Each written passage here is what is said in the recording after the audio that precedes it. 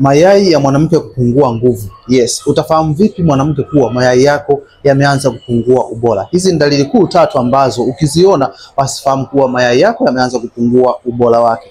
Dalili ya kwanza ni hedhi yako kuwa inasumbua. Yaani unakuta unaingia hedhi mwezi huu, mwezi unaofuata hauoni, au unajikuta unapata hedhi chache sana kuliko kawaida. Hiyo ni dalili ya kwanza.